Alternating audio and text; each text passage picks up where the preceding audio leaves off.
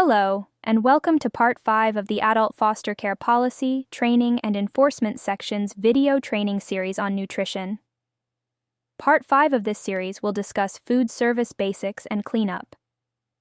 After food preparation, proper storage, and refrigeration, the next major concern in keeping food safe is how the food is stored at appropriate temperatures while served to the residents.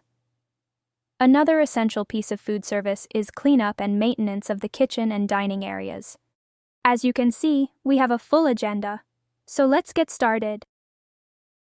According to Adult Foster Care Family Home Rule ending in 425 Subrule 3 and Adult Foster Care Group Home ending in 402 Subrule 3, perishable food shall be stored at temperatures that will protect against spoilage.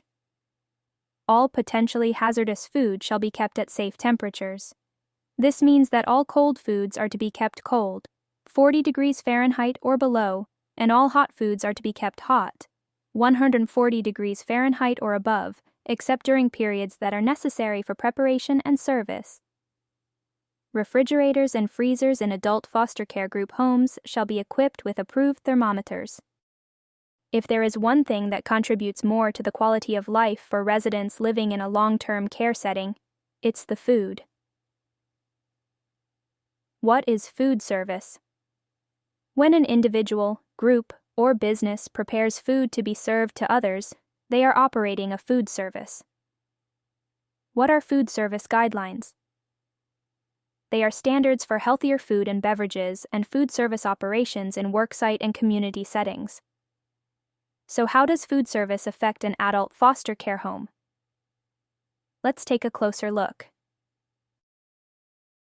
According to Adult Foster Care Family Home Administrative Licensing Rule, ending in 419 Subrule 3, meals shall meet the nutritional allowances recommended under the Suggested Daily Eating Guide section, which is adapted from the 1979 United States Department of Agriculture's Daily Food Guide and based upon the 1980 Recommended Dietary Allowances and contained in the publication entitled Basic Nutrition Facts, pages 28 and 29, Michigan Department of Public Health Publication, number H-808, 1980. If adult foster care family home providers have questions whether meals are balanced, one way to determine compliance would be to consult with local health authorities or county extension services. In adult foster care group homes, meals shall meet the nutritional allowances recommended pursuant to the provisions of Appendix 1, Recommended Dietary Allowances, revised in 1980, contained in the publication entitled Basic Nutrition Facts, a nutrition reference, Michigan Department of Public Health Publication number H808 1/89. Providers can refer to the publication from the former Department of Public Health on Nutrition as a resource regarding recommended daily allowances and the food pyramid when determining compliance. Here are some tips when planning a resident-centered menu. Note on admission a resident's food preferences, food restrictions, and food allergies of each resident. Create a survey or questionnaire and spend a day or two researching the types of food that the resident wants to eat. Ensure the menu is nutritionally balanced. Getting input from staff responsible for preparing meals can help with expectations of what is reasonable to offer and within the operating budget of the home. A licensee shall provide a minimum of 3 regular nutritious meals daily. Not more than 14 hours shall elapse between the evening and morning meal. A best practice suggestion would be to supplement these meals with several small meals throughout the day, depending on the resident's taste and eating habits. Consider a room service mentality for residents who prefer to eat in their rooms. Consider making meal times available between time frames instead of a set time when everyone must be in the dining room. Have a coffee pot, microwave oven, and cupboard stocked with snacks such as microwave popcorn, chips, pretzels, hot and cold cereals, pudding, and gelatin.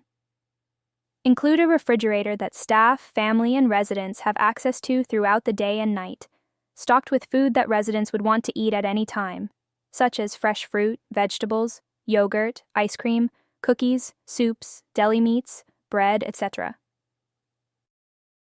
According to the National Restaurant Association, food can be easily contaminated if you don't keep your facility and equipment clean and sanitized.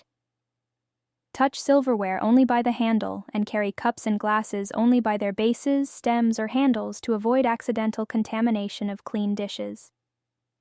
The Journal of Food Engineering has shown that milk residues inside of glasses and dishes provide for bacteria, so be sure to pay special attention to the bottom of glasses.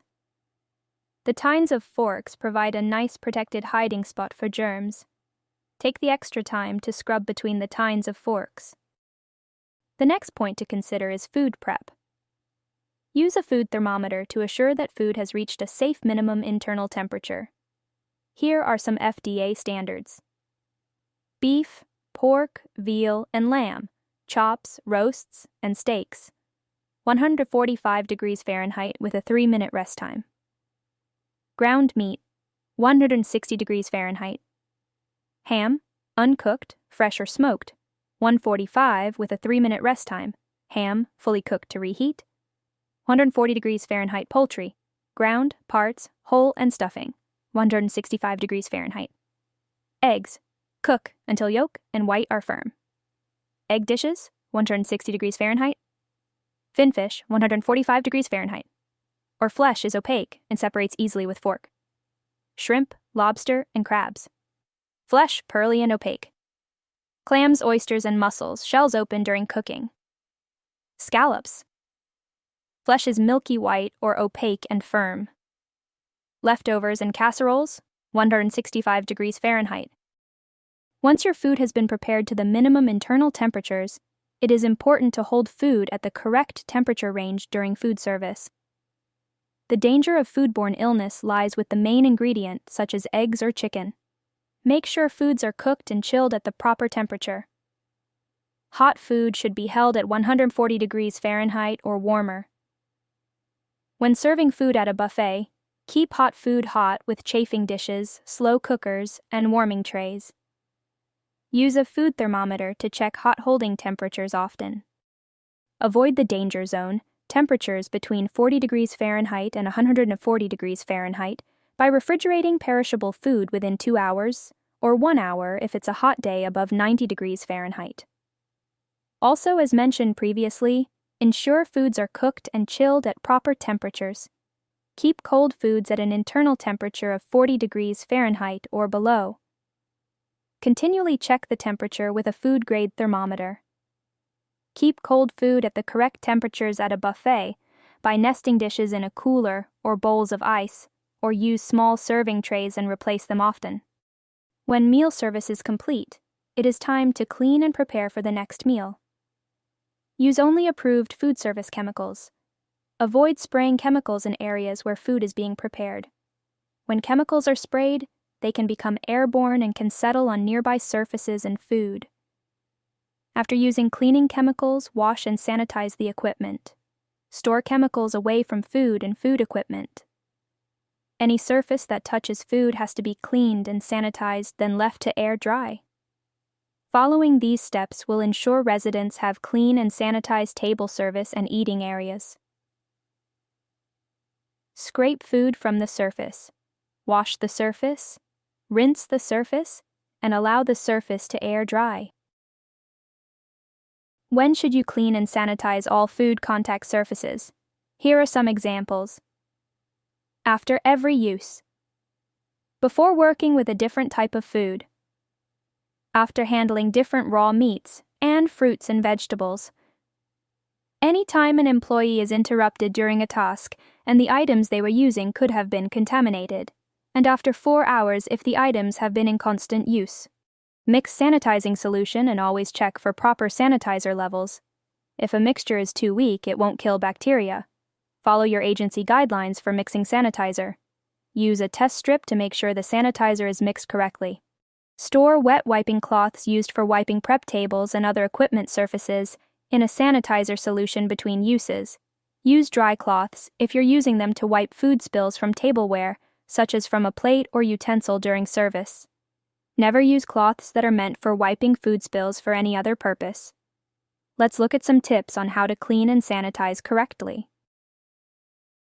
Cleaning removes dirt, grime, and pathogens with soap and water, while sanitizing kills bacteria that remain after cleaning. Follow these 5 steps for washing dishes and utensils. 1. Scrape away leftover food on the dishes and utensils. 2. Wash the dishes and utensils in hot soapy water. 3. Rinse the dishes and utensils under clean, warm, running water. 4. Sanitize the dishes and utensils for a minimum of 45 seconds in a mixture of 1/2 of a teaspoon of bleach to 4 cups of 75 degrees Fahrenheit water. And 5. Allow the dishes and utensils to air dry. Thank you for joining us today to discuss food service basics and cleanup. To complete the quiz that goes with this training, click the link located in the information box below this video. Following these tips and simple rules for food service and cleanup can help ensure food is safe to consume. Our first priority is the care and safety of the residents, so please don't hesitate to reach out to your assigned licensing consultant if you have questions.